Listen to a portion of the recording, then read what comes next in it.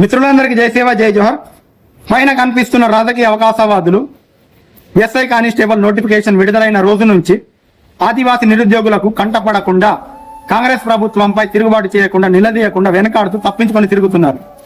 మరీ ముఖ్యంగా అధికార పార్టీలో ఉన్న రాజకీయ అవకాశవాదులు ఈ నోటిఫికేషన్ పై స్పష్టమైన బహిరంగ ప్రకటనలు చేయకుండా ఆసక్తి చూపకుండా మౌనం వహిస్తున్నారు. దయచేసి ఎవరి ఆచూకైనా తెలిస్తే ఆదివాసీ నిరుద్యోగులకు తెలియజేయగలరని నా మనవి. పదవీ వ్యామోహమున ఈ రాజకీయ అవకాశవాదుల మౌనాన్ని ఆదివాసీ సంఘాలు తప్పుపడుతూ తీవ్ర స్థాయిలో మండిపడుతున్నాయి. ఎందుకంటే ఎన్నికలప్పుడేమో మా హక్కులను కాపాడుతామని ఓట్లు వేయించుకున్న వారు తీరా ఇప్పుడు చూస్తే మన ఆదివాసీ నిరుద్యోగులకు 109 జీవో ప్రకారం షెడ్యూల్ ఏజెన్సీ ప్రాంతాల్లో 75%లో 600కి పైగా ఉద్యోగాలు కోల్పోతుంటే కనీసం ఒక రాజకీయ అవకాశవాది కూడా నోరు విప్పి మాట్లాడడం లేదు. ఆదివాసుల ఓట్లతో ఎమ్మెల్యేలు, ఎంపీలు, మంత్రులు ఈ గద్దెనెక్కిన మీరు అసలు ఎవరి ప్రయోజనాల కోసం పనిచేస్తున్నారు? అసలు చెప్పండి. ఒక పక్క తీవ్రమైన అన్యాయం జరుగుతుందని ఆదివాసీ సంఘాలు మండిపడుతూ ఆందోళన నిరసనలు చేస్తుంటే మీకు మాత్రం చీమ కుట్టినట్టు కూడా లేదు.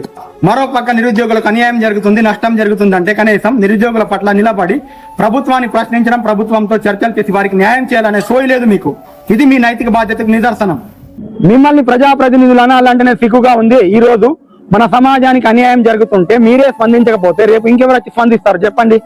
మీరు మళ్ళీ పెద్ద పెద్ద మాటలు మాట్లాడతారు. ప్రజల కోసం పనిచేసే ప్రజాప్రతినిధులం, ప్రజల కోసం సేవ చేసే సామాజిక సేవకులం, ప్రజా సేవే మా లక్ష్యం, ప్రజల సమస్యలను పరిష్కరించడమే మా లక్ష్యం అంటారు. మరి మీ లక్ష్యం ఏది? ఈ రోజు ఆదివాసీ నిరుద్యోగులకు అన్యాయం జరుగుతుంది. మరి మీ వంతుగా, మీ బాధ్యతగా ఒక మాట అయినా స్పందించి మాట్లాడుకున్నారా? వాస్తవం చెప్పాలంటే ఈ సమస్యపై మీరు అసలు స్పందిస్తే కదా. మీ లక్ష్యం వేరే ఉంది, అందుకే స్పందించడం లేదు. మీ లక్ష్యం రాజకీయ ప్రయోజనాల కోసం, రాజకీయ లబ్ధి కోసం, మీ సొంత కుటుంబ ప్రయోజనాల కోసం పని చేసే లక్ష్యం ఉన్నప్పుడు ప్రజల కోసం, ప్రజల ప్రయోజనాల కోసం ఎందుకు స్పందిస్తారు? ఉసరి వెళ్ళినే డామినేట్ చేసే మీకు నిజంగా చిత్తశుద్ధి, ప్రజాహిత లక్ష్యం ఉంటే ఈ సమస్య పైన స్పందించి మన ఆదివాసీ నిరుద్యోగులకు న్యాయం చేయండి.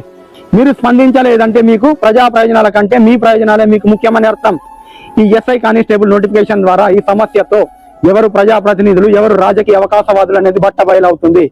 ఆదివాసీ ప్రజలారా, ఆదివాసీ నిరుద్యోగులారా 2-3 రోజులు వేచి చూద్దాం. ధన్యవాదాలు. జై సేవ జై జోహర్, జై భారత్.